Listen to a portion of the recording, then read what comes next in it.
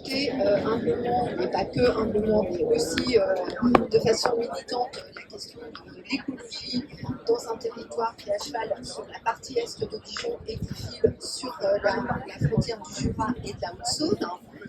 Donc un territoire contrasté, pour parler d'écologie, et puis accessoirement ramener du financement public au parti, puisque chaque voix aux législatives compte pour le parti. Donc voilà, on fait son boulot de militant. 97, 2002, etc., etc. Une circonscription qui, comme toutes les circonscriptions en France, de toute façon, le découpage est issu des lois Pasqua. Donc il y a aussi des frontières qui sont pas forcément, qui ne correspondent pas forcément à une réalité de bassin de vie, une cohérence de ce que vivent les gens dans leur territoire, d'autant plus que en l'espace, avec le temps, les choses évoluent en termes d'aménagement du territoire, en termes de besoins de services publics, en termes de mobilité, en termes d'aménagement du territoire, oui, je l'ai dit, etc. À chaque fois, les scores, genre autour de 2%, bon, sur la partie dijonnaise, un petit peu plus. Et puis, entre-temps, j'ai été conseillère municipale de Dijon, et puis j'étais sur 2 mandats au niveau de l'agglomération dijonnaise en charge des mobilités actives, de l'air, du bruit et des milieux aquatiques. Donc ça permet aussi, dans le cadre de délégation, d'avoir des contacts avec les maires, de montrer que les écolos ne sont pas complètement parvenus, d'asseoir une certaine légitimité politique, ce qui n'était pas forcément évident au début des années 2000 dans le contexte côte-d'Orient. Donc un travail qui se fait au fur et à mesure des mandats et en lien avec le groupe des écolos et tout ça. Évidemment, je dis je, mais je suis pas toute seule. Hein, ça repose aussi sur la capacité d'entraîner les groupes locaux et puis de valoriser le travail que font les élus écologistes en Côte d'Or et au niveau de la région aussi. Par ailleurs, engagement associatif, comme toutes et tous, évidemment, qui se couple aussi avec le mandat d'élu. Le fait aussi de siéger dans des syndicats de bassin, je pense notamment à la gestion de l'eau, permet aussi de sortir de son périmètre strictement dijonnais et d'élargir encore plus les contacts avec les élus locaux, encore une fois, et être force de proposition. Et encore une fois, dans cette optique de consolider les positionnements, les propositions et de montrer qu'on n'est pas des farfelus et qu'on est aussi, en toute connaissance de cause des politiques publiques, qu'on sait avoir des propositions et qui peuvent être beaucoup plus pertinentes par rapport aux besoins, par rapport aux urgences. On a des problèmes d'eau et d'approvisionnement de plus en plus en Côte d'Or au fur et à mesure des conséquences du changement climatique qu'on connaît tous. Et puis arrive, alors donc quand même, 2017 déjà, sur la partie dijonnaise, les scores, quand même dans certains coins, 7% législatifs sur la partie dijonnaise. Je dis tiens, il y a un truc, il y a un frémissement qui commence à arriver, c'est sympa, mais bon, je ne dis pas, je ne passe pas le premier tour, évidemment. Et arrive 2022. Ah, là, 2022, la NUPES, candidat du Rassemblement dans une circonscription tenue par le député LR qui a déjà 3 mandats à son actif, mais qui ne peut pas se représenter, mais qui a du mal à passer le témoin à un successeur. On part en campagne, dans les contextes que vous connaissez, je ne vais pas le dire, voilà. Et les médias, les retours, c'est de toute façon, on ne parle que du RN, on ne parle que du candidat macroniste et on ne parle que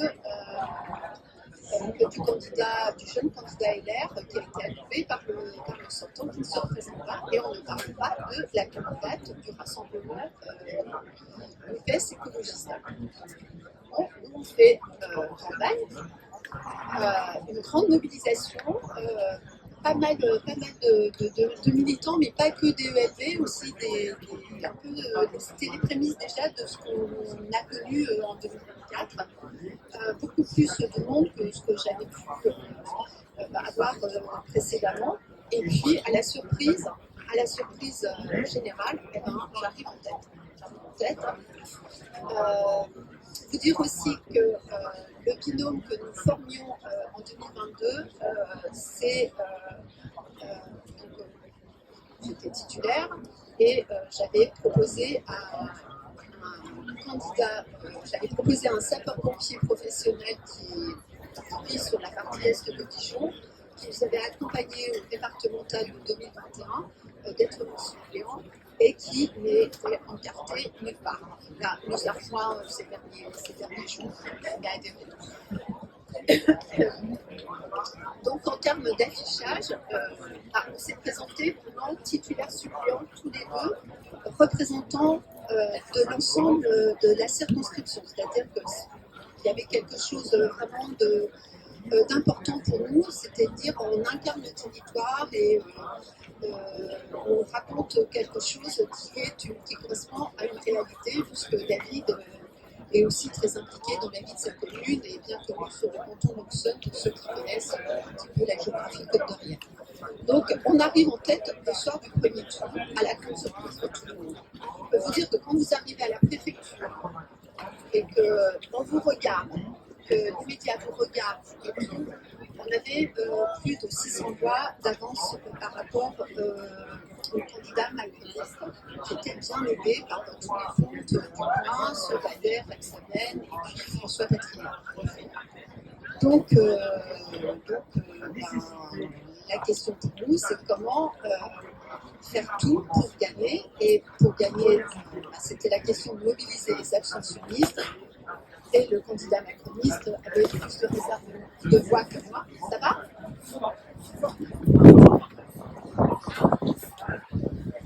Oui, c'est peut-être plus prudent. Bon, il a eu les voix du RN, il a eu pas du RN, enfin peut-être un petit peu, mais les voix du LR, les voix de la candidate droite versus Dupont-Aignan, enfin tout ça. Bon, au final, c'est lui qui passe avec les voix d'Icard. Bon, il gagne, voilà. Sauf que le soir du second tour, quand on a vu aussi les résultats nationaux, sans aucune majorité fiable pour Macron, on s'est dit avec David, il y aura sans doute une dissolution et la prochaine fois, on gagnera la circonscription. Et c'est ce qu'on a fait en 2024. Et pourquoi ça a réussi en 2024, c'est par dénigrement des politiques de Macron encore plus fort. L'objectif pour nous, c'était d'arriver dans les deux premiers, sachant qu'on n'avait qu'une illusion par rapport à la prime ORL qui était sortie très très fort des européennes sur l'ensemble de la Côte d'Or et sur l'ensemble de la région Bourgogne-Franche-Comté. Mais on a tout fait pour être dans les deux premiers. C'est ce qui est arrivé avec un suspense très très fort parce que publiquement, on avait beaucoup de temps et on l'a su à 23h le dimanche soir. Et avec aussi, je trouve, le candidat macroniste qui est arrivé en troisième, avant même la fin du dépouillement et alors que j'avais 400 voix d'avance sur lui, essaye un coup de bluff. Non, je me maintiens car c'est moi qui suis aux mesures de gagner face aux autres parce que c'est moi qui ai potentiellement le plus de voix. Donc il essaye de faire un petit coup en se disant ah oui, de toute façon les écolos ils ont dit que le gouvernement laisserait absolument tabasser le RN, donc peut-être qu'il va se désister puisque j'ai annoncé que je le maintenais. Mais je pense qu'il essayait de faire un truc à la con comme ça, sauf que c'était antidémocratique. Le dépouillement n'était pas fini, c'était pas rigolo du tout. Donc moi les médias me disent mais qu'est-ce que vous en pensez, vous vous retirez? Je dis écoutez, moi je me retire si je sais que j'arrive en troisième. Mais là, attendons les résultats. Qu'est-ce que c'est ce rate de faire une annonce comme ça? C'est irresponsable. Je prendrai mes responsabilités. Il n'y a pas de souci, on a dit clairement, les écologistes l'ont dit, le NMF l'a dit pendant toute la semaine. Je le redis, 21h, mais attendons sereinement la fin, les résultats totalement définitifs. Et quand les résultats définitifs sont le sang, j'ai sur les épaules de M. Macron, Macroniste, c'est tout, et il a mis pour de conseils, on verra s'il a des valeurs. Et il a fini par se résister le lendemain matin. Et après, entre les deux tours, grande bataille pour aller convaincre, rassurer et honnêtement dire je ne suis pas Mélenchon, Mélenchon n'est pas dans mon corps, je n'ai jamais vu la tranche à Mélenchon. Sur mes documents de campagne, que ce soit en 2022 et en 2024, je suis écologiste, je suis pour le rassemblement, et voilà quelles sont les valeurs des écologistes et voilà le programme que je défendrai par rapport aux besoins de la circonscription. Encore plus une mobilisation de ouf, vous avez tous connu, qui était formidable, une campagne hyper fluide, et là je remercie beaucoup l'ensemble de l'équipe qui m'a soutenu, l'ensemble du groupe local, du département et de la région, et puis du parti dans son ensemble. Et puis quand on a gagné le selfie le soir, c'était quand même un super truc. Et c'est une super fierté aussi, parce que en fait, c'est dire que dans la durée, ne pas désespérer, la persévérance, la conviction, tenir le coup, et puis rester ferme sur les valeurs, et même si les gens ne sont pas forcément de votre côté, quand vous allez les voir dans des circonstances comme ça, ils savent que vous êtes quelqu'un qui n'a pas démogé à vos convictions et qui restera droit et qui n'a pas trouvé, qui n'a pas fait des retournements de veste comme le candidat macroniste avait pu le faire. Parce qu'il y a aussi un petit peu besoin d'aller à et voilà, ça participe, ça fait un petit cocktail et maintenant le plus dur reste à faire parce qu'il faut continuer à travailler aussi parce que moi je suis frappée quand même par le fait que les gens ont vraiment besoin d'être reconnus, mais reconnus par les polices, reconnus en tant que personne. Vous allez les voir, vous les écoutez. À la limite, ils ne veulent pas que vous dérouliez le programme, on les écoute et cette capacité d'écoute, c'est aussi déjà leur envoyer qu'on les reconnaît de ce qu'ils sont dans leur vie au quotidien et dans leur aspiration. Et en tout cas, je vous parle vraiment des rencontres que j'ai pu faire depuis le temps que je fais des campagnes.